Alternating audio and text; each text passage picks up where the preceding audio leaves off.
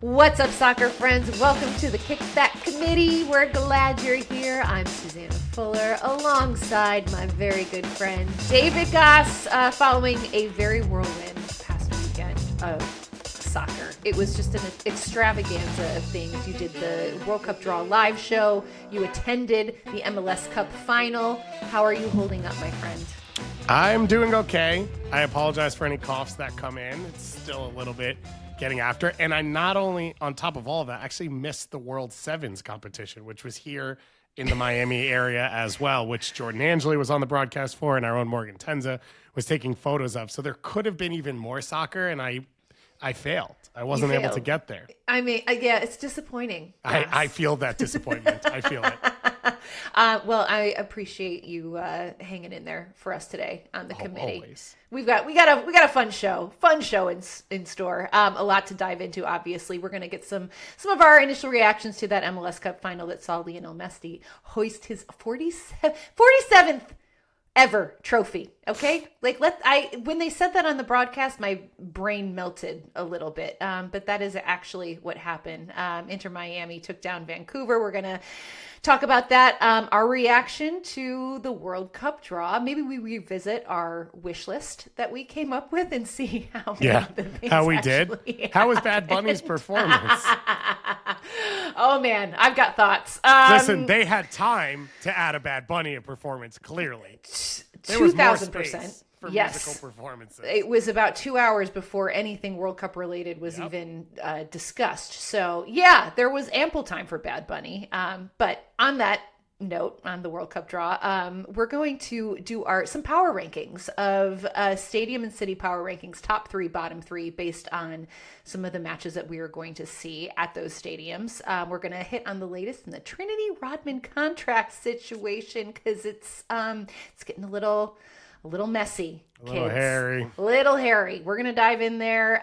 We're going to chat on some of the favorite things that we are watching in the world of soccer right now. And of course, our 50 States of Soccer tour is back. And this week we're heading to Georgia, which is Tennessee's neighbor. We're not that far. No, I learned this from I have friends now in Chattanooga, and I asked them a question one time, and they're like, well, we fly out of Atlanta. Yeah. And I was like, Atlanta? That's a different country. And they were like, no, it's actually right there. It's right there. It's right there. So we're gonna dive into the great state. You're gonna of sing Georgia. for us, right? Okay. What I did realize in the limited amount of research that I did when I found out Georgia was our state this week was that there are like so many great songs written about Georgia. Yeah. So if we were gonna do like a state where song, like the inspiration, Georgia was the muse, like they win. Like, should we do a starting five of music from Georgia? Probably.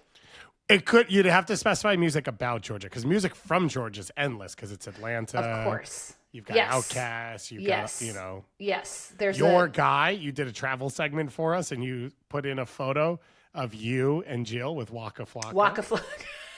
Nicest guy in the world. Oh my God. Just one of your best friends. Besties. Complete besties. Yeah. Oh man, that will live on in infamy as one of the more random and hilarious encounters of my life. But I'm really glad we could sneak it into the live show, though. I'm glad it got some shine. All right, Goss, let's chat on the MLS Cup Final, shall we? Because Inter Miami finally did the thing. They beat the Vancouver Whitecaps. I watched this one from my couch. You were actually there. We have attended numerous MLS Cup finals together. And as I was watching this one, I typically have like a lot of FOMO, like especially in the years since I've left MLS. I didn't have it with this one, guys. So I want to know like what the vibe was like there at Chase Stadium, because I kind of felt like for all the pageantry of like Inter Miami and Messi and all the things, I don't know if it just didn't come across in the broadcast, but it felt a little muted. Interesting.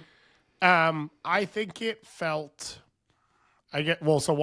I'm shocked you were jealous you weren't in a extremely humid pop-up stadium in the middle of nowhere for a 2:30 p.m. local time soccer game at the most expensive week of the year to be, and the most traffic-ridden week of the year to be in the area. So that's actually weird to me Susan, I think maybe we need to figure out what's going on over there. Maybe there's a deeper issue. Yeah. The atmosphere inside the stadium's fun. Like it is. I said this to Tom when we talked about it, and I sat next to two friends who came down for the game last minute by coincidence. And there's like a real South American experience to the games, which as much as a lot of MLS and NWSL and USL atmospheres are Spanish speaking and Spanish heavy, it's different with Inter Miami. Like the sound system is only playing songs from South America, and it's a lot Argentine, and everyone's singing and the drums and all of that. But while it's loud and intense, it just feels a little different because it's rickety. And it's not rickety in the endearing way of like Shea Stadium was rickety. It's rickety in the like, it's not really made for this. Yeah. And so it can't amplify it like when you're at LAFC and the noise is cacophoning and it feels sleek and intense and all that stuff. Like you have that rickety feel to it. So I think it was a cross between the two of that. But the energy in the building was really, really high. And the atmosphere around it's great. It's just, for me, it was like a eye-opening experience. So the first time at BMO for MLS Cup and then in Portland for MLS Cup, where you're like, oh, you like walk through the city and you're at the game. Yeah. So you're like feeling the energy of the city and then you're at the game. And like, this is the polar opposite of that. Yeah. And that I think takes a little bit away of like, you could be in the parking lot before or after, but you're not like around stuff. And I haven't seen an impact of it. Like it doesn't seem like they're doing a rally. I think they did a rally for Messi winning MVP at the stadium, the last place anyone wants to be again. And I haven't really seen like a vibe as I went through Miami on Sunday and then yesterday of like banners and people talking about it. And like it's on TV a little bit, but I don't even know that anyone watches TV anymore. Yeah. So yeah, it's been an up and down, I would say, overall compared to me, the peaks would be Atlanta, Seattle, and Toronto. Of like, you knew that game was happening when you landed. You knew that game was happening while it was going on. And then afterwards, there was parades and celebrations and all that stuff. Do you think part of it too, Goss, is that there was this sort of like inevitability that this was like Messi and Miami were going to win? Like it was almost like it was like programmed for this to happen. And while shouts to Vancouver because they played their guts out and really kept it closer than the scoreline would indicate. But as soon as Inter Miami took the lead again, I was like, well, this is like, I just sort of was like, well, you know what's going to happen now. Yeah. It almost felt scripted, and it just felt like this was this Messi hoisting this trophy, Inter Miami with the squad that they've somehow assembled. We're going to win MLS Cup. I don't know if that played into maybe sort of the muted vibes that I was referring to early on. But what do you think? Is it? I think that's an interesting point of view, and I want to throw in here a really quick trigger warning for Douglas. This is kind of how I felt. Much of the conversation was to me about NWSL final, where it was like Gotham are giants. Gotham are going to win. Like, of course they can go toe to toe. Hang on one sec. Sorry. And everyone felt that was obvious. And me, so deep in the weeds, I was like, what? No, no way. Like they had a bad season. There's this huge gap. And so it was kind of this like bigger picture view, which in the end is correct. So I don't see it as much where I'm like, Vancouver, they're tactical, they're smart, they've been through all of this. And everyone, I think in Miami was like, oh, Messi's going to win MLS Cup. That's just the way it works. Like, I bet you if I asked most people around me right now, how many MLS Cups has Messi won, they would have said 3. Well, when did he get here? Right? Like they probably assumed he's already won it. Sure. So I think all of that is like a really fair point of view. But I do think it was necessary for them to win. I said this on SoccerWise. They're opening a new stadium next year. And in my experience, and I know you've seen it as well, the building is almost the most important part of an MLS identity. It gives them this like anchor root. It creates this home. It creates this constant experience that people start to fall in love with. And I think it legitimizes a lot of them. They needed to win this game to lift the banner in the opening game there next year. But if they win it next year there, I think it will feel bigger than it did this year. Okay. No, I think that's a very fair point. And also incredibly true. I wonder, Goss, what is Miami winning? So what's crazy is that, you said that people probably thought that Messi had already won this thing 3 times. Well, he didn't. And it's funny because I was looking back at photos of 2018 when I went down to Miami in January for the announcement. And apparently it was right here, which we didn't know. My wife worked on it, and she kept being like, I think I've been to Brickell before. And I was like, okay, I don't know. And that's where part of it happened. Yeah, it was the first time. I'll never forget it because I had to interview David Beckham, and I blacked out. David. Legitimately blacked out. I don't remember a word that I said to this man. He told me that I looked really nice, and I forgot everything after that. And Rich Hernandez, who we both know, worked at MLS, I literally was like, what just happened after the interview? And he was producing it. And I was like, did I make sense? And he was like, I think so. Yeah. Like, okay, great. Because he was also swimming. I was like, what the hell just happened? Anyway, back to my point. That was 2018. Feels like a lifetime ago, Goss, that team was announced. And I think I was maybe a little surprised. I know it obviously, like their first season was like actually in like the COVID year, and it was kind of a disaster. Yeah. And then there was a whole bunch of other issues at hand, but it feels like it took a little longer for this Miami project to have liftoff.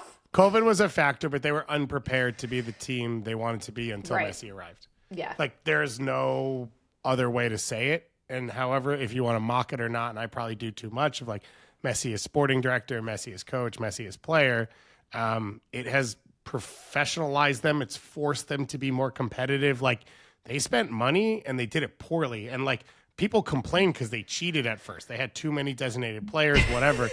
But like they were bad with that. Like they picked bad players. Their first coach, they got turned down over and over and over again. And they ended up hiring a big, quote unquote, big name coach with like 5 months to go to their first season, who couldn't help build the roster. And they went out and spent money on Rodolfo Pizarro, who wasn't a designated player, and like all this stuff. Man, that's a blast from the past. I know. And on top of that, I thought they were never going to get the stadium done because just all I knew about Miami is like it's impossible to build stuff. Yeah. And the Mosses are the reason that got done. Because the Mosses are power players in the city. They are real estate people. They're construction people. The building's going up early because they're involved. If they weren't involved, this thing would open in 2 years. So that part, it's that combination of them and Messi. And I think the two of them have been really strong entities, which I find fascinating. Because when I talk to my friends in Miami, they're like, oh, well, David Beckham's the owner. I'm like, right, but like, you're a billionaire when you own a sports team. David Beckham's not a billionaire, right? Like, he's part of it, but he's not the one. And I get that they want to platform him, which makes sense. He's a celebrity. But I'd be shocked if David Beckham owned more than 10% of this team. Yeah. Like, he got them that buy-in because of his playing thing. So he's involved and he's invested, although the reports are when it started, he didn't want to be hands-on with the soccer side at all. And one of the jumps of how it got better was he's like, no, I need to step in here because we're not going in the right direction. And he was a big reason they hired Chris Henderson after that, who got the train back on the tracks, but still had to figure stuff out and kind of holding a spot for Messi. And then they get Messi, and a lot of it started to click. But yeah, it's taken a while. What do you think of the people who are like, well, everyone's just the Messi fan and they're not going to be there when he's gone, and I don't know what it does for the league. Like I find some of those questions very odd to me. Yeah, I mean, I think there's always going to be a few of those, certainly, like the bandwagoners. But I think like we're getting them to watch. Like if I think anytime you're getting, how do you sell the product if they're not seeing it? Like what you have literally the GOAT, the greatest soccer player of all time playing in Major League Soccer. Like, yeah, get those people like who are interested. I have zero problem with people jumping on a bandwagon, so to speak. And I think too, with the new stadium next year, like you get them to a game, they have a awesome match day experience. Like that's what generates fans. Sure. Like that's when people come back. And so I have zero problem. I get kind of annoyed with the haters like that, because it's like, as a sport in this country, in North America as well, like we're not in a position like to turn people away. Like, no, like get them on board whatever way you can, like let them become diehards. Let them become interested. Yeah, I fully agree. I find it a very odd. It's a huge line of questioning we've been getting for the last few weeks of like, is it bad for the league? It's like, how could it be bad to have the best player of all time? No. As long as you treat it competitively fair. That and this is leads to my next question where what does so Miami wins MLS Cup, right? And every time I look at their starting 11, I'm just like, geez, my God, like how I have questions, but that's another podcast. But what does it mean for the rest of the league? How does the rest of the league kind of keep up with what Miami is doing, what they're building? Because it feels like, it's almost like warning shots were fired. Like, all right, this is how it's going to go. Yeah. Like, this is how it has to look. This is how we're going to play. These are the caliber of players that we are going to put on the pitch. Like, rest of the league, you best be paying attention. And I think that's a good thing for all of us. Mm-hmm. The rest of the ownership groups should be if they didn't want to come along, then they need to be dragged along. This is something that Sam Stejsko and Paul Tenorio wrote about and talked about a lot. And we had Paul on our show last week because he literally wrote a book called Messi Effect, which is coming out next summer, but it's available on pre-sale. So go search it on Amazon or bookshop.org, I think, if you don't want to shop at Amazon, which I fully understand. But go search Messi Effect by Paul Tenorio and you'll find it. And he wrote about how coming out of COVID, the league kind of was chilling. Like they had a CBA set. Mm-hmm. They sort of sat where they sat in the world order. Maybe actually some other people were going to drop off, not because of MLS, but because of COVID and business structures and all of that. Maybe some of the other leagues were going to struggle to be as competitive towards the top. And like MLS was nowhere in a world where they were going to compete against a Bundesliga, La Liga, or Premier League, but they might start to move up the pecking order. And if that happens, better players are going to come. We've said the same stories always. It's one of the only leagues in the world where your paycheck arrives. It's one of the only leagues in the world where your healthcare is actually properly handled. It's one of the only leagues in the world where you don't have a bad training session or a bad game and a fan group can come and invade it. Like, not every league has all those things, but pretty much every league has one of those things, except for Major League Soccer. And so they were in a pretty good place. And then Messi drops in. And then, as you said, this warning shot goes off and everyone's scrambling. One, because they have to keep up. And two, because I think they realize, oh, more is possible. And we could push the envelope and we could get there. And now you've got this like sort of war of haves and have-nots across the league. Yeah. But I think the league should grow. I think it should try and push. And that's where I said this about the Galaxy back in the day. People used to be like, oh, the league bends over backwards for the Galaxy. Go sign your fourth DP and see if the league says something. Mm-hmm. Like, that's if you push the envelope, that's where you find out what the boundaries are. And I can understand people kind of considering it cheating and therefore being offended by it. But I don't see it that way. I see it as like, I hate the Los Angeles Dodgers. I hate everything about them. They just signed Edwin Diaz. It's been a tough day for me. But I don't blame them for trying to be the most competitive team. I blame all the other teams for not being equally competitive and making it a competitive ground. And so, a lot of the players on Miami play for less money than they should because they want to play with Messi or they want to live in Miami. And some of the players have odd contract structures, but they're only willing to do that because they want to play with Messi and they want to play in Miami. And it's going to be tough for a Salt Lake City or a Cincinnati to do that, but try and see what happens. I think that's where I think everyone else in the league should come out of this game saying like, okay, that's the standard. We can all get there because we are all capable of it. I could not agree with you more. And I love the Los Angeles Dodgers analogy because I think it is so spot on.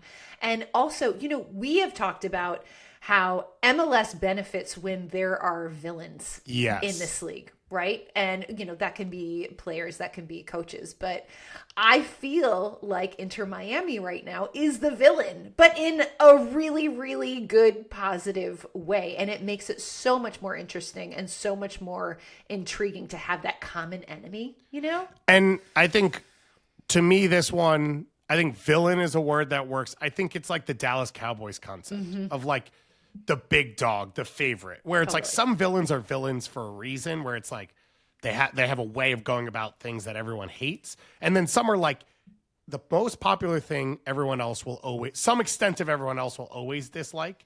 And MLS hasn't really had a Dallas Cowboys for a long time. And you need that, which is they probably were the highest viewed playoff game because of their fans, but also because anyone who was eliminated wanted to see if they'd lose, right? Everyone this playoffs probably for some amount of time was a Nashville fan or a Cincinnati fan or an NYCFC fan, which that's what you're talking about, which is necessary because then also that's the big game that everyone wants to come to and all that type of stuff. I think it's good for the league. I think it's necessary. And there are parts of the team that have become slightly villainous, which I talked about on the show the other day of the like Rodrigo DePaul stuff. And I mean, all the stuff in Seattle and like all that type of stuff. I don't need them to cross that line into that space. Nah. But we'll see how it continues to develop. No, it's interesting, but yeah, I'm very curious to see sort of the domino effect of how this affects the rest of the league moving forward. Because I think you're spot on. If we are not evolving, we are not growing as a league, and we want this league to grow. So, well done, Inter Miami. You done the thing. Finally, at long last. All right, Gus, let's turn our attention to the other big event that we saw at the weekend on Friday, the World Cup draw. First of all, great job hosting thank you. The live show. I was in treatment, and I will tell you, this was like probably one of the more pleasant treatment experiences I've had because I was so invested in what I was watching on my iPad. I'm glad we could help. So thank you very much. How was it? How did it go? How did you feel like it went? It was awesome. Yeah. I've never fully done something like that before, the both production work and the hosting work of the experience. Oh boy. So it was really cool to sort of have my thing come to life, comes out of your head and onto the canvas. We have Ben Pagel, who we work with, and two of the guys that work with him, Steve and Evan, are some of the best graphic designers and creatives. They put together that graphic we had going around us with the flags that automatically move the countries into and out of the group. They built this whole program to do it, and it was awesome. The graphic explainers, all of that was really, really cool. So it just felt like we were doing something that we really wanted to do. And it was a pretty full circle moment for me. Like I told the owner after, been in this bar before I legally was allowed to before. And him and his son were like, yep, you're not the first one. You won't be the last. Not that they condoned it. And I used to go to another bar that was sort of connected to them in Nevada Smith, which was down in lower Manhattan as a kid. We'd sneak around to go to these things. I think I watched the 2014 World Cup draw there, actually. I think we left the office in Midtown Manhattan and popped down there and watched that draw. So to host something there, I had a bunch of friends and family that came, was really, really cool. And I was proud of the work that we did. I think one of the things, we had Eric Krakauer, Claudia Pagan, and Heath Pierce on with us. And I think one of the things we do here that I really, really like is I don't think we talk down about anyone. And World Cup comes out and the draw comes out, and I've watched other content, and it's like irrelevant. Ignore that team. Uzbekistan, doesn't matter. Cape Verde, doesn't matter. Like, none of these teams are good. And I did a little bit of that at times of like, I don't think Paraguay is very good. The U.S. got a good draw. That's a reality. But I think we spent the time to understand those teams, respect them, talk about what makes them dangerous, what makes them good, and the experiences that they have. So we had a great time. We missed you dearly, although we are very excited for you. That is your last treatment coming up this week. So we are all very proud of you. Next week. So we're all very excited about that. Yes. And the next World Cup draw we'll all do together. Yes, exactly. We will see you there. Yay! Yeah, I had the worst kind of FOMO. You can't even imagine. But yeah, it was such a fun watch, and I agree. I think you guys did such a good job of really, there was something to say about every nation involved, which, to your point, you don't always get that. But I feel like for our purposes, for Kickback Committee, just you and I dive in a little bit more into USA's group and what we've got, because as you said, like I was like, well, okay, I felt pretty darn good about the other teams that were included. And mostly because Paraguay, Australia, like we've seen them recently, Literally like just beat them. Literally just beat both of them. And so there was, certainly recency bias in my brain there, but I felt very, very confident following the draw. And I know we still don't know who the other team is going to be. We have that UEFA playoff Group C match, but likely, I think you said likely Turkey was. Yeah, they're the favorites. The favorite. I don't know what these things will look like. Is like, it's such high pressure, single game elimination for a spot at the World Cup. So Turkey are a team that has a history of choking. They normally choke at tournaments, or they just like completely don't qualify. They're not normally in this like in between space, but they have a long history of that. They've got young star players that they feel really good about. Arda Güler, of course, at the head of that, which is maybe a different type of personality and culture, and so maybe they're ready to carry them in a different way. But no matter what, it was a great draw for the U.S. They drew teams. I put together dream scenarios for anyone in each pot and nightmare scenarios. And Australia was in the dream scenario in pot 2, which I think from a starting point is huge. And anything else you think about the rest of the pots, like the best team in the group should be pot 2. So to get a team there who is beatable and doesn't have a ton of World Cup history and doesn't have a really defined style that's going to make the game hard on you and stuff like that, that's just really, really fortunate. And to cap it off that you just beat them is like not a bad way to go into it. Okay, so playing devil's advocate here, could it be problematic that this is seen as a favorable draw for the U.S. and that they are, the favorites in this group?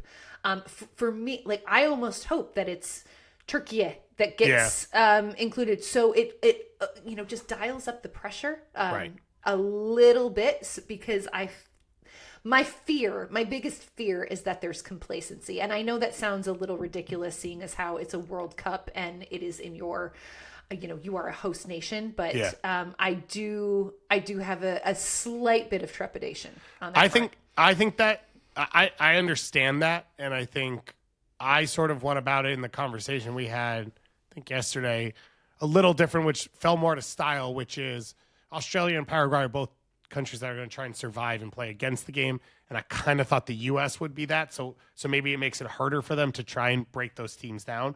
But in terms of complacency and all those things, I will quote what Landon Donovan said in 2010, which was the U.S. got a favorable group. They played Algeria and Slovenia. I never get that one right. And obviously England. And going into the final game, they had to beat Algeria to make the group, to not get out of the group stage, and we end up getting Go USA.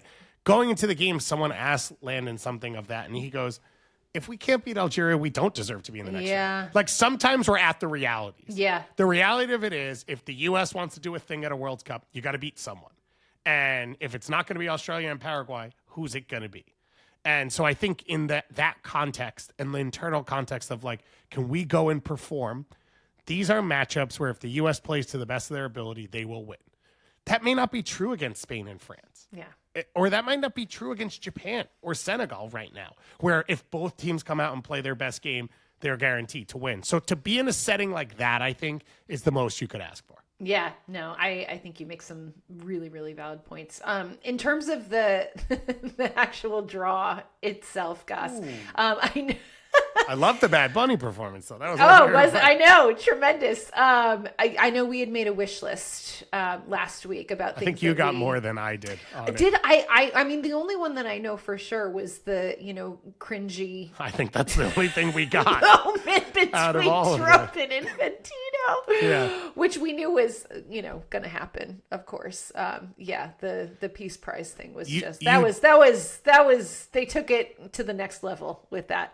I don't know if people saw this, but we did our own set of the extended prizes, which is equally undeserving fake Nobel Prize winners. Oh, God, this was great. This was brilliant. Yeah. Really so this great was content.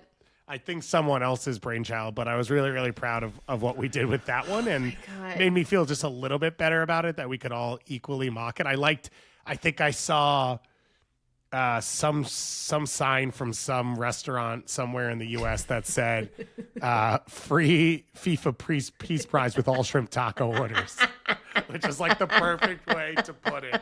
It's so good. So yeah, I don't think Switzerland is in Canada's group, so you were not far off on that as a wish. Yep. I think I had Argentine hopes in in Mexico, which I didn't get, although they are playing in Dallas, so they got kind of close. Okay. And then I will say I don't think I got a single thing on my wish list as a part of it, but I will say there's some of the draw that that I'm pretty excited about, whether it's teams in specific locations or matchups that we're going to be seeing. Well, perfect segue into our next segment, which is a power rankings World Cup draw stadium and cities. So looking at some of the matchups that we are going to see, we're going to basically give our top three, the ones that are the best that really made out, and the ones where it was kind of a womp womp in terms of the matchups that are on tap. I don't know if you've ever thought about this. Obviously, sports gambling is widely popular now. But there is like a different form of this that occurs. Like, I told this to someone when I first started working, I got paid to broadcast college sports games. And every time they won, they got another playoff game. I did a whole nother game. That was like a huge deal for me. Mm-hmm. Or you have friends who work for teams where like bonuses are connected to their performances. And this was like another one of those where you're like, these World Cup cities gambled heavily on just the concept of how a draw ends up and what teams you get. It's so true. Okay, so should we do our the best or the worst? Let's start with the best. Okay, the best. I think it's pretty obvious that the New York, New Jersey location. I mean, when you just look at the countries that are going to be playing there. So it's like, it's all the big dogs. It's like Brazil, France, Germany, England, Morocco, Norway, who's a darling now, Senegal, Ecuador, Panama's always fun. I mean, like, I was just like, oh, okay. Like, yeah, you win. You win, New York. It's all the big teams in competitive games too. Yeah. It's Brazil versus Morocco. Like, it's France versus Senegal. And you're like, oh, yeah. Not only is that a team you want to see, which I didn't realize as much until after the draw.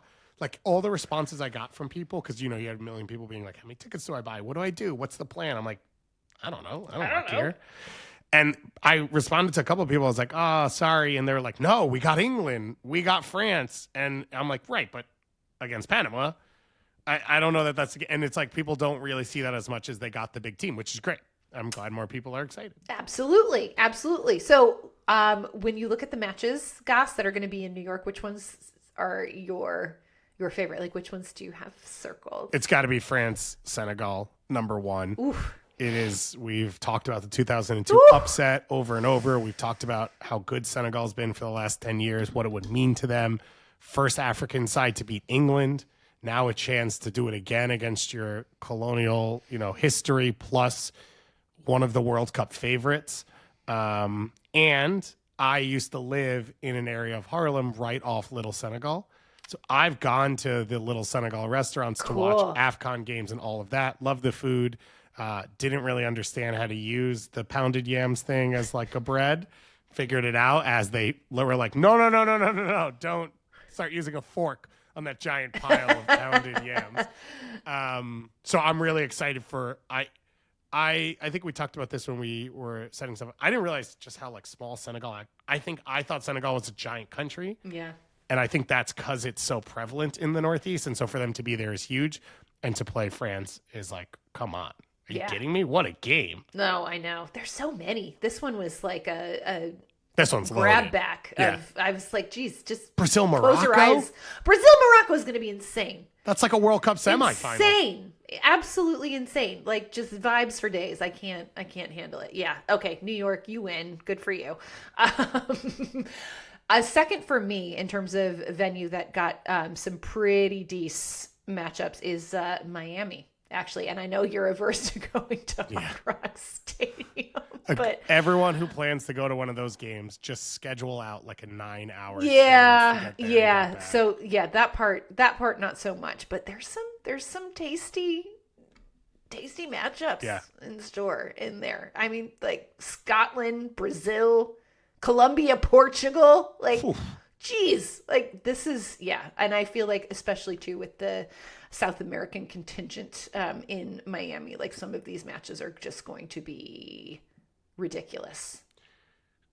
Colombia is the one who played the Copa America final in Miami. That didn't go so well. No, it did show they have a lot of fans. And they do have a lot of fans. Yeah. Hopefully, that was a learning exercise for everyone involved. Security and just behavior in general. But yeah, that was very problematic. So I'm hoping that things are a little bit more under control this go around. The funny game in here, which like immediately everyone has a thought about, is Scotland, Brazil in Miami in like, I think it came out that's like a 3 p.m. game. I mean, RIP the Scottish national team and their fans. There is no way these people survive this. Absolute carnage. Yeah, that is going to be scenes. This is the stuff that's going to be so fun too. It's just seeing all the ridiculousness that's going on inside these stadiums and around these stadiums during these matches. Okay, up north, Gus, you're excited about Toronto. Yeah, Tell us why. I think this is one of those moments where maybe I didn't have highest expectations for the way FIFA would handle some of this. So I was overly excited. So for starters, the opening game is Canada, There is a chance they are playing a UEFA playoff winner. There's a chance it's Italy. I know you've experienced this as I have. Sebastian Giovinco and Insigne Bernardeschi. That was not an accident. No. It's one of the largest Italian communities in the world.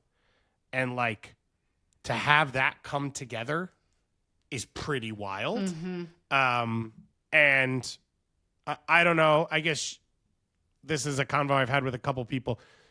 If you had tickets for your team, do you want to see the best matchup against the biggest team, or do you want a guaranteed win?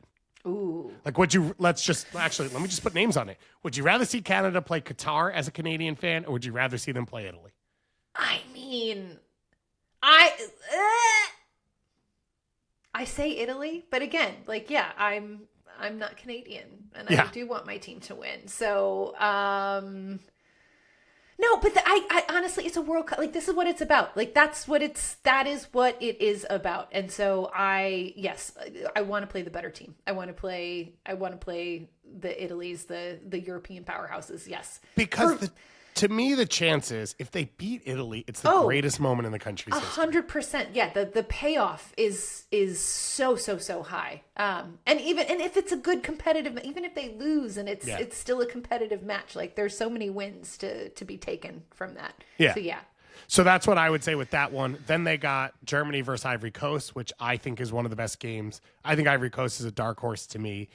Croatia is coming there. Mm-hmm. Huge name, but also one of the largest diaspora communities. Like the Croatian clubs in Toronto have created a lot of the great players who have played for the Canadian national team or for other national teams. And then Senegal will be there as well. Ghana versus Panama. Like, I think these are all. So the way I see this, and this is what I was saying with the big name, like, I think Ghana-Panama is a competitive game. I want to see a competitive game with two good teams. Mm-hmm. Like, I say this in the NCAA tournament, I'd go to an 8-9 game before I'd go to a 15-2 game because I want to see the game. Yeah. And I think this got both big names and good competition. All right. Moving on to the Womp Womps. This is how I'm referring to it. Can I throw this in there, by the way, real quick? Of course. I have been trying to game some of these, knockouts and how they'll end up and all of this stuff. I think there's a chance that you get England against Mexico in Mexico City as a quarterfinal if they both win their group. And that's pretty cool. That's insane. Yeah. That would be electric. Wow. Okay. All right. We're manifesting over here in Kickback Committee. Okay, onto the womp womps, Goss. To me, there was just one. It was so obvious. There was one city and stadium in particular that just drew the short stick, didn't they? And that would be Bay Area, San Francisco, Levi Stadium. What is the best game here? I don't know. I don't know. It is, it's Qatar, Switzerland, Austria versus Jordan. It will be Paraguay against whatever that playoff winner is, Jordan versus Algeria, and Paraguay versus Australia. So, not a big game in there, not a big team in there, not really. I mean, like Austria is probably the most fun team in here. Sure. I don't even know. Yeah, right. I don't even know. And they're playing Jordan in this game. It's just, I don't know. Maybe this will entirely surprise us, and these matches will be unhinged and ridiculous. But I as soon as I saw it, I was like, oh man. Yeah. And then they will get a knockout game, which is Group D winner. So there's a chance they could get the U.S. Okay. In the next round versus a third place team, which I don't know, maybe saves you a little bit. Yeah. I think the fun of some of this was you wanted just these like fun random countries to come into town. Like here's Atlanta, Spain, Cape Verde, South Africa, playoff winner, Saudi Arabia, Morocco, Haiti, Uzbekistan against Intercontinental. Again, not great games. Spain, obviously a big name, but I think like Haiti fans are fun and like South Africa fans are fun. And so I think that one's one where it's also a little bit tough, but maybe there's more appeal to some of these random games versus I don't know what the appeal is of going to see Qatar. No. Yeah. Or Switzerland. I've already said this. You've Switzerland's said my least you're favorite not national team. That is a nightmare game for me. I'm not even going to watch that game. I love it. I love how sour you are in Switzerland. It's great. Okay. What other city didn't get a favorable? So I had setup Atlanta here in here, and then you had two others, which I have a little bit of a bone to pick. That's fine. So That's fine. That's fine. Lay out your two, and then So Kansas City, and it's not so like there's some really fun teams in here. Like Argentina, obviously the reigning World Cup champions are playing. That's amazing. Ecuador is a really exciting story in South America. Curacao, the tiny little country making their like these are all very, very like great stories. When I looked at the matchups, I was like, I don't know that these are going to be great games. Like is Argentina Algeria going to be a good game? I don't know. Maybe it will. Maybe it will. Maybe Ecuador versus Curacao is going to be scintillating. I don't know. But I just, in terms of like the quality of matches, I was just sort of like, So not sure. So I think that's fair. I think again, this is expectations ones where I was like, I think KC's one of the cities that's going to get screwed because like. Yeah, and I love Kansas City. By the way, you had in your top love travels. Them. Yes, exactly. Very clearly, FIFA pushed as many games to New York as they could. Like they power ranked the cliche way you power rank. So I thought Kansas City was gonna get screwed. Mm-hmm. So to get Argentina against what I would say is the second best team in the group as an opener is massive. Mm-hmm. To even get the Netherlands to come in is huge. I think Ecuador, a big team as well. Curacao, not the best matchup, but I think those two games alone, to me, are better than anything I would have expected. I thought it would look more like Levi Stadium. Okay. So I think it's better than anything I expected. And you most likely have Algeria versus Austria to close, which is the two of them probably playing for the stand. Like, they're probably playing for second place at that point, right? You assume if Argentina starts well, they win their first two games. Mm-hmm. Those two teams are each 1-1 playing against each other for a shot to, guarantee your spot in the next round, which makes it a little bit fun. So I thought they did better than they could have. You make a strong case. But it's not France Senegal every single time like it is in New York. Well, exactly. And honestly, with this expanded World Cup, like this was bound to happen. Like this this was to be expected. It's just so tough the first time with these countries that just have no history against each other, where you're like, what's like the excitement point? Like what, it's like you used to think about a bottom of the group game. You're like, all right, I know. A South Korea against someone, whatever. Okay, but they've played twice before, or this is a team's debut. And it's like, what does Uzbekistan versus New Zealand even look like? Although I don't think that's the game. I think it's New Zealand against Egypt and New Zealand against Iran. And you're like, someone's got to play those games. Exactly. But will I watch? Absolutely. Yeah. Yes, I will. Okay. The other one that you had a bone to pick with me, and I will say, I made this pick without knowing the intel that you obviously had. So, which I think is a fair pick on that context. Okay. So I say this with love, but Los Angeles, outside of the U.S. matches, which obviously we're going to be super, super hyped for. But are not great games. They're not great games. Again, I just was kind of like, okay. Like, I felt like for SoFi Stadium being as glitzy and shiny as it is, I didn't think the matches that are set to happen there kind of lived up to the venue. And I thought maybe cities that had more knockouts were going to get less group stage games, which would have been a way to do it. But I think I'm the only one who was thinking about a way to do it. So that's where I kind of was like, oh, maybe that's what will happen. But the context here was there are no big time matchups in this group. But Los Angeles has a nickname, which is Tehrangeles, because it is the largest Iranian community outside of Iran. And they are Iranians who like to party. I think Westwood, the area around UCLA, is like most famous for it. It's got the best Persian food in the U.S. And so I went to an Iran World Cup game in 2018 in Russia. And every single Iran fan I met was from either the Bay Area or from L.A. And some of them flew to like Bulgaria or Belarus, bought campers, drove them to St. Petersburg so that they could tailgate and party the way they wanted to do it. So like these games are going to bump. And that's the part that it's like, it's not going to be the best soccer. It's not the biggest names, but the atmosphere around them are going to be wild.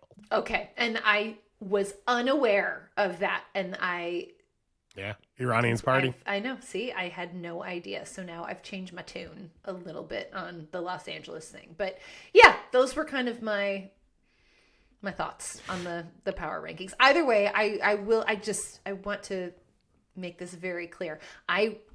I'm one of these people, like when the World Cup is on, I literally watch every freaking like I'm gonna be locked in. I'm not gonna not watch. And there's no such thing as a bad World Cup game. This is just, we got to do the content. We gotta create things to talk about. So this is where we're at. But I want to throw. So my other like loser was Houston.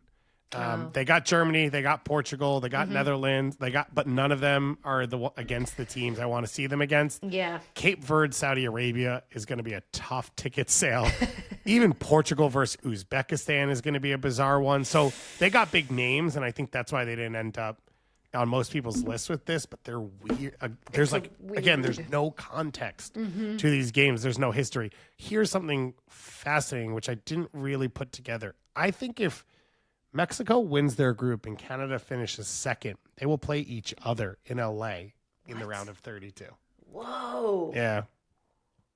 But I've read this thing wrong so many times that I don't trust any of what I just said.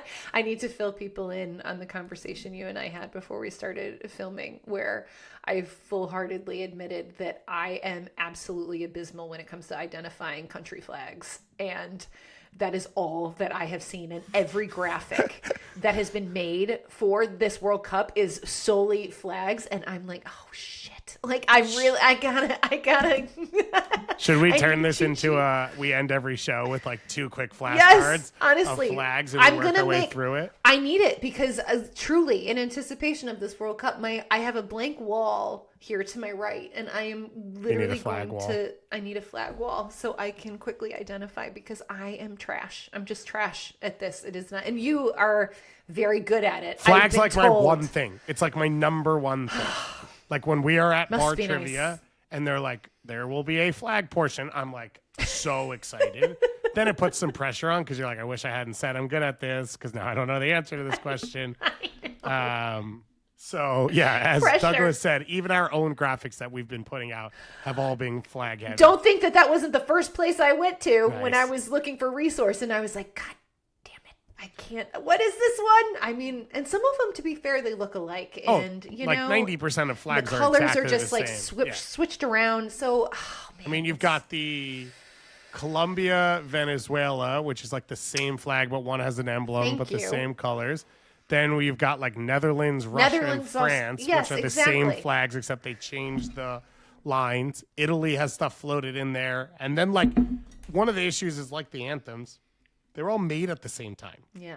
Because all countries got independence at the same time from same people, and they're all celebrating the same things. And you're like, no, I get it, but you could have picked something unique. And then the ones that are so unique, you're like, well, I don't know what I'm looking at. No idea. I've literally never seen this. Tibet one before. over here. Like, I'm not familiar with Curacao. Ivory Coast and Ireland is a good one that Douglas threw in there. Oh yeah, again, but like, Yeah, Netherlands is a bad flag because the orange, the orange Dutch, thing whatever. throws me off. Yeah. Oh God. I will Anyway, agree with that one. This is I've got a few months to own my skills. Last World Cup, I bought those things the bars have with the streamers of flags, so you could do that and just write the names on them. I think that's what I'm gonna do, but I'm not kidding. This is Australia and New big Zealand being wall. in the same World Cup, that's a bit of a train wreck as well. It's a lost cause. I'll do my best. I can make no promises though. I'm sure I'll mess. We'll start something quizzing you. It'll be the most fun part of the show. up. Oh God. You'll be throwing up before every show, being like, I'm so Seriously. nervous about the test. No, not the flags. All right, let's turn our attention elsewhere in the soccer world. The Trinity Rodman contract situation, David Goss. It's getting a little ugly and dicey. So, according to her agent, okay, this guy's name is Mike Senkowski. He said the NWSL, the league, is forcing her to look elsewhere for her next contract after NWSL vetoed a multi-million-dollar offer from the Spirit last week. And then he goes on the record to say we worked really hard to put together an agreement that we felt complied with the CBA and would keep Trinity in the league for the foreseeable future with no certain way to get her fair market value within the league. Naturally, that forces you and encourages you to look elsewhere. Okay, so the league apparently said, nah, didn't like what they saw, put the kibosh on it. Now we've got the NWSLPA filing a grievance about this last week. And then the commissioner, Jessica Berman, came out and said that the offer to raise Rodman's compensation, the Spirit's offer in the contract's later years, would basically pull Washington out of salary cap compliance. So it was like a backloaded contract but then because of that, it somehow wouldn't align with their salary cap and like the new broadcast deal, potential cap under a new broadcast deal. So this is just getting very, very messy, and there's many, many layers to it. And if you're Trinity Rodman and you're looking at this situation, is your inclination just to be like, peace, like I'm out? Yeah. Like that's her market value has to be so ridiculously high at this point. Yeah, she deserves to be paid what she's owed, and I think she deserves at a floor to be paid what Washington offered her. Like, that's the hardest part about this whole thing is it's not like it's come out that Washington's like, we can't pay you more, and we don't think we should, and so there is no offer. Because that sometimes happens. People are like, will they stay, won't they stay? And then it all comes out at the end of like, oh, actually, it never really existed because it just never made sense. They tried, and she wants to be there because she signed the contract. Like, she's willing to sign the contract. So I think what's most frustrating for fans on the outside is there's been this long conversation of like, do these star players want to play in NWSL? Is NWSL the most competitive league? Do they want to play in Europe or Champions League or whatever? What can NWSL do to retain these players? And this is an example of one of the biggest stars in the world saying, yeah, this is where I want to be. Like, I want to play for the Washington Spirit. I want to play at Audi Stadium week in and week out. This is what I want to do. And then being told no after the league said we're going to fight for everything we can to do this. It sounded, when that was said a few weeks ago, that the league was going to have to come up with some new idea to entice Trinity Rodman to want to stay. And in reality, Trinity Rodman is coming saying, the problem. I would like to stay. Can I do this? And they're like, oh, no, but we're going to fight for you. How do those two things make sense? This is where, like, I'm so confused because, like, earlier, the way we talked about Inter Miami and the way that they are evolving and forcing the league to change, right? You want players like Trinity Rodman to stay in NWSL. You want NWSL to rise in the rankings, the global rankings in the women's football world in terms of destinations for people to play. High class, top quality talent. This is literally that Trinity Rodman saying, I want to stay, and the league getting in its own way of trying to do what they're trying to do. And it's very, very baffling to me. And I don't understand the sort of reluctance on the league to not be like, you know what? Like, let's take a step back here and look at what's really happening. And so, like, what we think happened, which I would assume this contract style came from American sports that have these backloaded deals to work around caps. I think the NFL does it a lot. Obviously, again, the fucking LA Dodgers do whatever they do. They defer money. And you really hate them. And, well, it's really tough. Shohei Ohtani's making $2 a year to be the best athlete on the planet. When it happened, I was like, oh, they figured it out. We didn't know how they were going to do it. There is this structure in place, and they figured out, well, we could backload the money because here's the thing. Let's say the cap doesn't move, which is what NWSL is saying. Then it's their problem. That's Washington's competitive problem. It's their right to put themselves in a hole, or they'll have to sell her for pennies against the dollar. And that's their problem. Excuse me. So that's the part that's really hard about this is they weren't breaking the rules. Yeah. NWSL is anticipating a potential breaking of the rules and stepping in. And you could tell me that this is a necessary way to operate overall because there's some lack of professionalism across the league. There has been for years. There still is right now. You don't look at Washington and say that. They just signed Haley Carter to come from Orlando, who put together one of the best rosters and knows this league and is a leader and cares in and out. Michelle Kang has just invested, I don't know, $147 million as half of it just donations to grow the game and enhance the sport. They sell out their stadium for every single playoff game. Like, this isn't the team that you step in and say, we're saving you from yourself because you have a problem.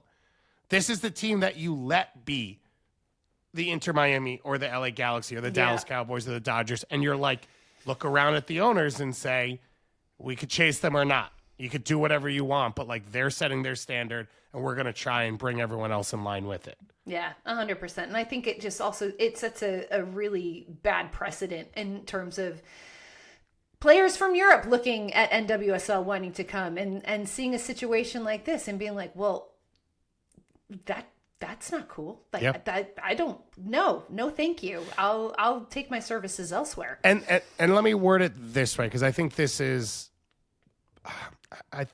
the way I think it affects most, which is it puts a bad spot, which is if I go there and perform, I probably then have to leave. Mm-hmm. So do I want to move all the way here? But if everything goes well, then I got to move back. So I think this affects the Lindsay Heaps of the world, where you're like, go play in Denver. Why is she not going to play in Denver? It's like, well, she wants to play in Champions League. She's got her own thing. But in theory, this then hits, which is, well, what if I go and I have 2 great years and I feel like I still have more? But now I understand that it's capped. It affects the Sophia Wilsons of the world. I don't know where she's going to end up. I don't know what her market value is right now and what her decisions are. But I think it also affects the next Temwa Shawingas, which is like, if I want to go there and kill it, then I got to move across the world again to continue. Why don't I just go to Levante and work my way up in Spain and not have to deal with that? Yeah, 100%. Do you, in your gut, do you think that Trinity Rodman is playing for the Washington Spirit? I next cannot season? see a world at this point. I didn't think it was coming out of Yeah. the final, just talking to people. This is more than I expected. And the fact that this blew up, I mean, unless the league creates a new structure of rules, which has to go through the PA, which has to be built in, like all that stuff, which I just don't think there's even time to do. I just can't see a world in which it happens. Yeah, it's a damn shame. It's a damn shame, David Goss. She could be playing for the London City Lionesses, though. She could. Douglas, did we miss anything? I feel like Douglas has just walked away from the computer. He's forget this. I don't want to listen to this. Our poor producer, just a huge Washington Spirit fan, and we're just basically shoving his face in all of this, as I'm sure he's very well versed. And he's like, guys, really? We had to? But he put this in the rundown, to be fair. Yes. So. It's on He's him. At fault for his pain. Yes. We're blaming the victim on this one. Okay, let's change our tune. Let's talk about some happier things. Some of our favorite things that we've been watching in global soccer, David Goss, and I'll let you kick it off because you had a few things that you have been paying attention to that are some pretty cool storylines. Yeah, there's a lot of championship stuff going on around the world. So if you don't already, I think that the Mexican League is maybe the most fun league in the world. It's chaos, it's energy. The fans are, I think, equal to anyone else, and they are into their playoff championship. So Liga MX has 2 tournaments like anyone does, and it finishes with the Liguilla finishes with the playoff. So Thursday, Tigres will play against Toluca, and then they'll do it again on Sunday. And Tigres are maybe the biggest team in the country now. Maybe it's still Club America, but Tigres went from kind of an also-ran 13, 14 years ago to being this like dominant power, and they spend as much as anyone. But Toluca's been the story over the last few years, and they've done some really special things that weren't maybe we didn't think teams could enter into the conversation at that level, and they've been the powerhouse over the last year, both in the league and then internationally. They've beat some MLS teams in some competitions. So these games are going to be sold out, full capacity, big crowds, big moments, big names. Marcel Ruiz with Toluca is one of the best center mids coming in through Mexico. I think he might start at the World Cup. And obviously Andre Pierre-Gignac's always floating and sniffing around anything that Tigres does. So I'd highly recommend to go check that one out. And it's been fun so far in the playoffs. And then if you haven't been paying attention in the Americas, Flamengo won everything. They've won, I think, 5 titles over the last 6 months or whatever it is. And they capped it off with another Copa Libertadores championship. So they are the team to know in the world. Felipe Luis? Did I just forget my own thing that I was going to say? The former Atletico Madrid fullback, Brazil fullback, Felipe Luis. Yeah. I think I saw the name in my head, and like, there's ways to spell it, and I kept seeing a Z, and I was like, there's no Z in it. And it's like, no, it's an S because they're Brazilian. But he's a young up-and-coming coach. I actually got to watch some of the youth teams he coached for Flamengo a few years ago, and now they've won the Serie A, they've won the Copa de Brazil, they've won Copa Libertadores. Like, they've just been absolutely everywhere. They're a behemoth, and they are one of the biggest teams in the world. I think we saw it in the Club World Cup, and now they've got a chance to play in this Intercontinental Championship, Intercontinental Cup in Qatar. So they will play against Cruz Azul from Mexico. Ooh. Coming up. This is what the old Club World Cup was. So they're still doing that. Yeah, they still need one. So it still happens. Okay. And Qatar, I think, is the permanent host. I'm confused why I'm saying this is happening because I thought it wouldn't happen in years with the Club World Cup. So maybe technically this thing kicks off in 26 and it counts as the 26 one, but I don't think that's true because it kicks off now. I can't keep up with this. No, this is all fake stuff. But for, I think we saw from Club World Cup, for teams that don't have opportunities to play other teams that often, it's a big deal. And I think there's a lot of pride behind it. So it's been cool to see them do what they've done. The games feel massive. They play at the Maracana. It's a big deal.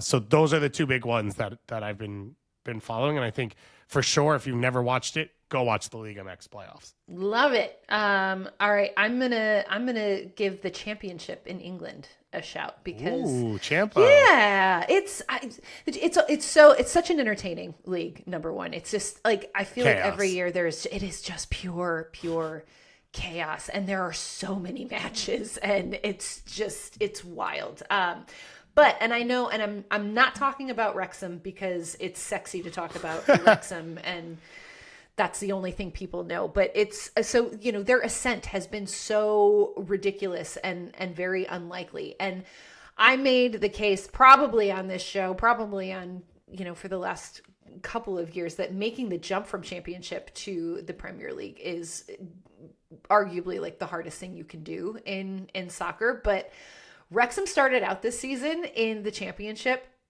really poorly. Like it was like they were kind of like hovering in around the bottom three, and they've kind of put together like slowly some decent results, and they are now only 3 points off of that playoff line, so a top 6 position. So the fact that Wrexham, which I don't know, 4 seasons ago were basically in the basement league in England, are now literally in a position where they could be competing to play in Premier League next year is wild. And it's just fun. It's just fun to pay attention to.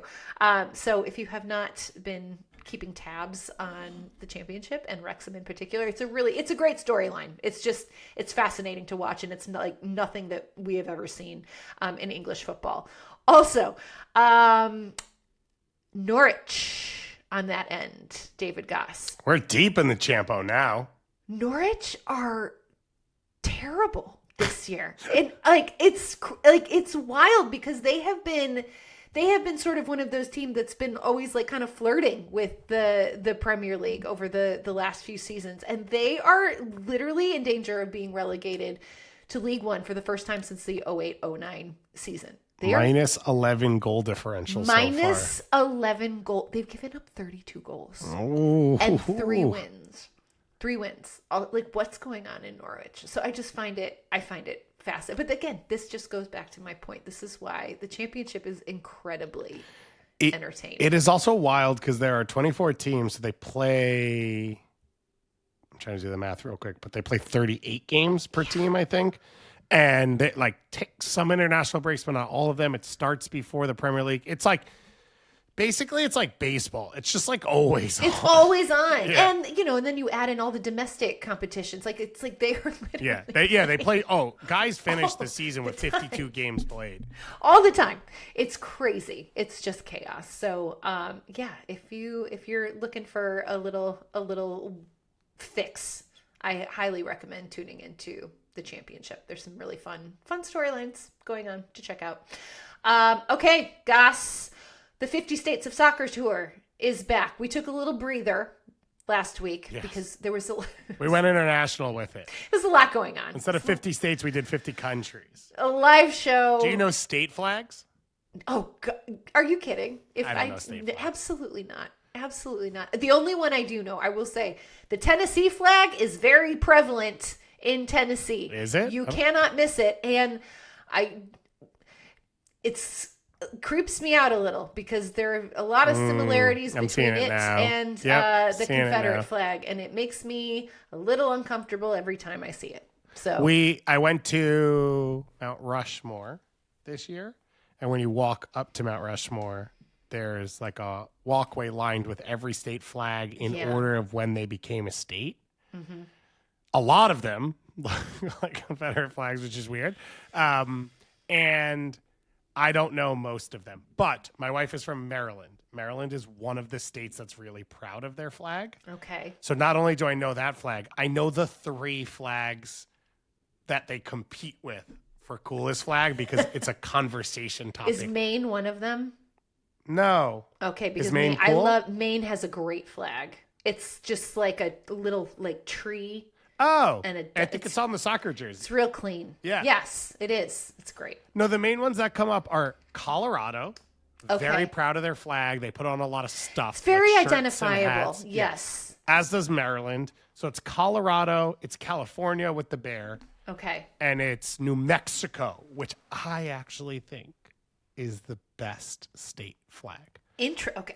I couldn't even tell you what idea. Florida's state flag looks like. I can't really tell you what New York's look like, but I know those four. Okay, I'm looking at Maryland's state flag right now. Illinois is so boring. It's like Is it like white. blue with a woman No, in the it's middle? white holding and there's stuff? like an eagle in the middle of it. Chicago's flag now is with the stars Yeah. is fire. But Yeah, that's a pretty. See, that's the type of stuff where you're like, oh, I know this because I've seen that a million times. Oh, and then I don't think Maryland's flag is like, Yeah, it's a great flag. wow. That's why the looks- football team has cool gear.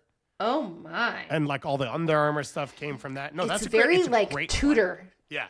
Yeah. era. But Okay, look what up did you New say? Mexico. New Mexico. At the same time. New Mexico has like teal green in it. And it kind of has, it's a bit more geography based. I don't know what phrase I'm using. Geometric. And that's one of my favorites. Wait, I guess we could this have is what's coming up. Is this not right? It is, but it Okay. looks a lot cooler in person because Okay. it has, I think it has a border. Yeah, I guess that was a real letdown for me, huh? It looks really cool on the license plate.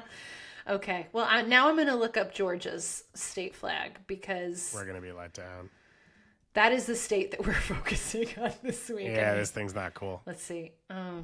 It's just like weird white, blue, and I don't know, maybe womp old womp. Greek stuff. Yeah. Yeah. Okay. Yeah, that's a letdown. All right. Well, hopefully their soccer scene is better than their flag.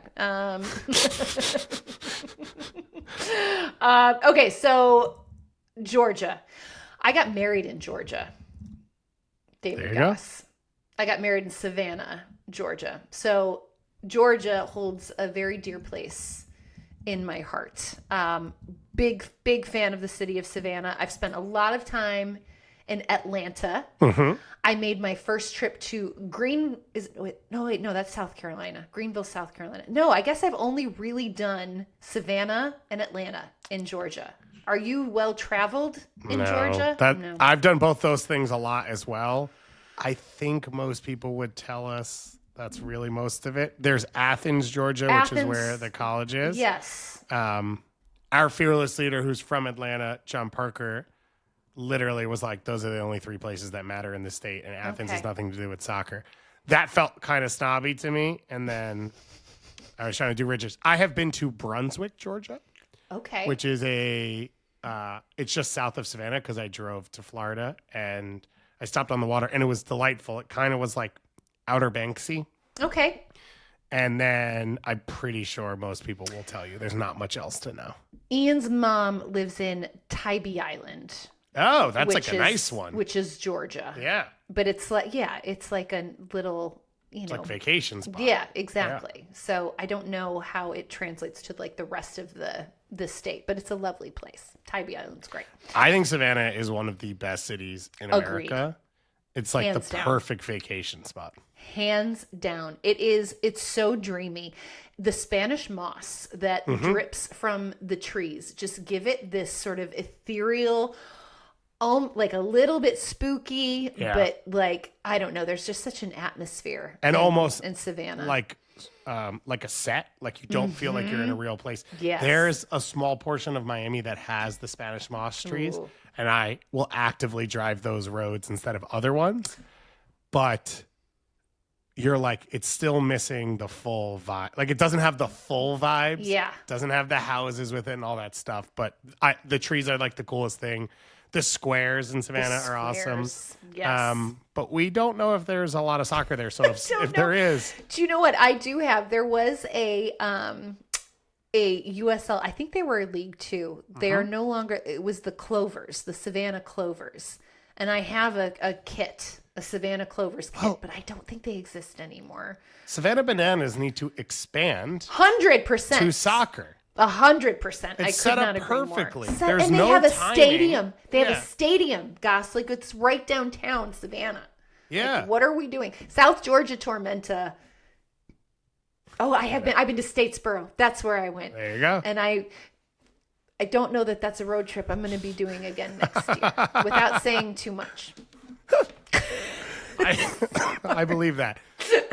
I will throw out this. I don't know your experiences. I love Atlanta. I think Atlanta is one of my Atlanta's favorite great. cities. Yeah. Atlanta's great. It's one of the ones I tell people if they're not from America, every time I think I just said America. Every time they visit, like they should go to, because I think it's unique in the culture of the U.S. Like I think it stands alone in the Black culture that it has, and the 100%. the population and the way it's set up and the history. And so I think it's a must for everyone. I've never had a bad time. Always enjoyed being there. Food is fantastic. Great food. It's a little driving for me. I don't love a driving city, but it Yeah, has it's a bit the Marta. sprawling. Do you know what I think too? And you can attest to this for sure, because you and I were both there when Atlanta came onto the scene in Major League Soccer in 2017. And I was like, wait, what? Like, Yeah, for so completely blown away by how the city embraced soccer, because I think I was surprised. I know Yeah. I was surprised. Oh, no. I don't think anyone really saw it coming. Yeah. And so it was, it became like Atlanta for a while. It was like soccer in America is like in Atlanta. And now obviously the US have their new headquarters in Atlanta. Like it is like this is where it all, and I feel like it all started with the excitement and the buildup around Atlanta United and like Arthur Blank building this ridiculous stadium and the training facilities and all the things. And there's this like outpouring of resources and also interest. And so it became like, I guess I wouldn't have picked it as like the soccer capital here in this country, but here we are. It is, to the point of putting the training center there, it is the highest usage airport, I think, in the world. Hartsfield, Yeah. It's a miserable place to fly through. Yeah. But if you've got a national team where people play in all different countries. Yeah. But yeah. Yeah. As a Delta gal, I have spent many a layovers in the Atlanta sprinting airport. from terminal to terminal. Oh, and it is a schlep. Like it's no joke at all. They do have good Delta lounges though, I will say. So there's that. Delta, if you're listening, hit us up. Yeah, hit us up. I'm trying to do the keep your medallion status. Yeah, I got ruined because I moved to Miami, which is an American airline. So I am so like I'm like 1,500 miles short or something. But like apparently there's a way you can like request like your status again if there was like a medical reason. And I was like, oh hi, yep. Guess what? Guess who couldn't travel that much this year? This girl. Thank you, chemotherapy. Like so, I'm hoping that Delta plays nice. And if you work at Delta and you are listening, yes, hit us up. Help us. Give us our status back. Yeah. Thank you. Okay, when it comes to soccer players from Georgia, I did a very, very quick Google search, Goss. So this is not extensive research, but there were three that stood out to me: Josh Wolf, Yep. Huge. Walker Zimmerman, Big. and Croy Bethune. Whew. Now we're talking Washington Spirit again. Yes. Those are all definitely locked in. The only other one I had to add off the quick research / top of the head was Kelly O'Hara, who's from not from Atlanta area, and then into the suburbs. But those are all huge ones. And Croy Bethune played for UGA, so she's like the full Okay, full Georgia pride. She's locked in. Emily Sonnet should be mentioned as well. Absolutely. Also, is Hal Hersfeld from there? Who am I talking to? Douglas right now? No. She grew up in Mississippi. Oh, no. She partially is. She went to high school in Marietta. Ooh. It seems like she's a military family, so she grew up all over the place. Okay. So maybe could sneak in there as well. But I think a base of Emily Sonnet, Croy Bethune, Kelly O'Hara, Walker Zimmerman, and Josh Wolf is pretty strong. Yeah, that's not bad. That's some pretty decent talent emerging from the great state of Georgia. Soccer, hallowed grounds. So what would you make a case for? Yeah, I would love for everyone to give us their answers of what it is. But so there was the Atlanta Silverbacks. The Silverbacks, yes. In a weird stadium outside. I think I went there. I've never been there. I think I did an interview. With Eric Winalda? No, it was not Eric Winalda. It was, oh gosh, what's his name? Poku? John, no, he's a soccer writer, and he's like from Atlanta, has been covering it. It's like John Longshore. Or Yes, something Jason. like that. Jason Longshore. Yeah. Yes. And I think I did an interview with him at that stadium. Like we like sat there and I did There you go. interview with him, and he was telling me, like, gave me the whole spiel about the Silverbacks. So does that feel like hallowed ground? That's what came to mind Yeah. when I was thinking of the other one, like, and this one only because it was Atlanta United's first match, but Bobby Dodd Stadium, and I don't know how much soccer was played on Bobby Dodd Stadium, Right. but the other one so actually, now that I think about it, I think there's probably some cool 1996 Olympic stuff. ooh, Because yeah. you had the U.S. women's national team. I think they played a lot of games in Athens. Mm-hmm. And then you had that Nigeria team, which ended up being legendary and, has led a lot of culture stuff. And that's maybe the most important Olympic medalists on the men's and women's side in soccer we've had in the last, since it became not a full senior competition on the men's side. So that one's interesting. And then the other I was going to throw in there, and I think we've been there together, is the like turf pickup fields under the Marta that they have. Yes. Yep. Which are like, I think it's just really cool. It is cool. And I know it's a really cool way that it's brought the game into new communities and brought access to people. And it's like the right idea of how you should build these things, build them near public transit so people can be around them, but they're public spaces. And so I'm curious to see what Atlanta or what Georgia people say themselves, but these from the outside were just thoughts. We need our Georgia folks to weigh in, because soccer bar, I don't know. I don't even know if I've been to a soccer bar. I have. Georgia. I went to watch a Champions League or Copa Libertadores final one time I was there, and I cannot remember the name. Yeah, They don't had great think... pizza. That's all I remember. Ooh. It was like a Yeah. pizza beer style Say place, less. less like pub place. Okay. Yeah, That never works mad. too. Never mad.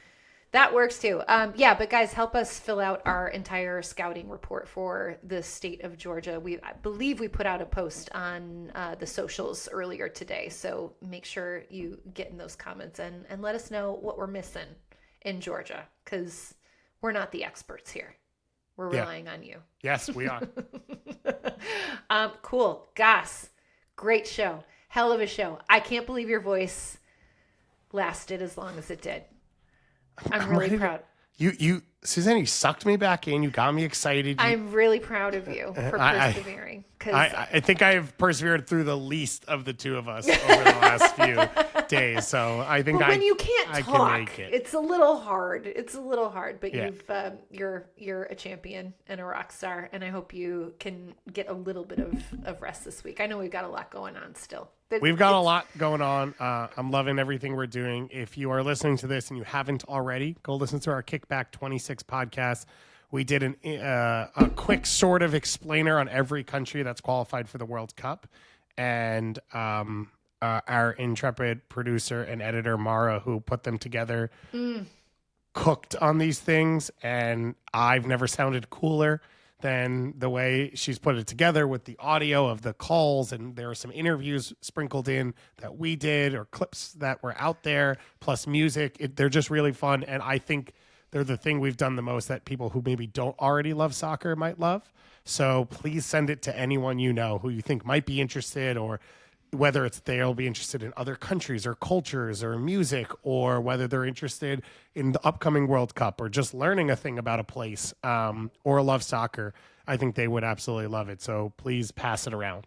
100%. And I will say, like, my family members who are sort of soccer adjacent, if you will, have been so excited about these podcasts, just to get a baseline knowledge and sense of these different countries. And it's been really, really helpful. And they're a great listen. So I would encourage everybody to listen, share, all the things. Goss did a tremendous job. And your social videos are still cooking. Still cooking. Yeah. Oh yeah. We're gonna churn out a bunch of those. So just to kind of whet your palate for this massive, massive World Cup that's coming up. A lot in of stuff for the 2026. holidays. I know me, like, I'm so excited. We finally solidified our plans, and a little time to just chill out.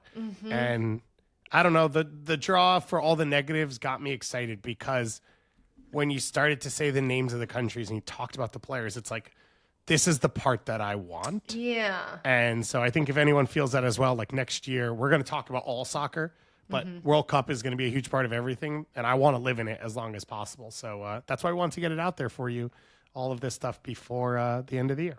We're here for you, people. Also, before we go, I just want to give a quick mention. So tomorrow is December 10th. We're recording this on Tuesday, December 9th, and it will have been 3 years since the passing of our dear friend Grant Wahl, who sadly suffered an aneurysm while he was covering the World Cup in Qatar, the last World Cup. And I just wanted to give a shout out to him, because when I think a lot about what we're doing here, Goss, with Kickback Media, I know that there would be nobody more excited about the things that we're doing and all the podcasts that you just mentioned in the countries. And this man lived and breathed soccer, and he was such a fan and advocate of other people's works and other people who were doing what they could to promote the game. And I had a moment during the draw where I realized how much I missed him, and almost looking for his commentary. And yeah, I get a little nostalgic when I think about this time of year, and certainly when the World Cup rolls around.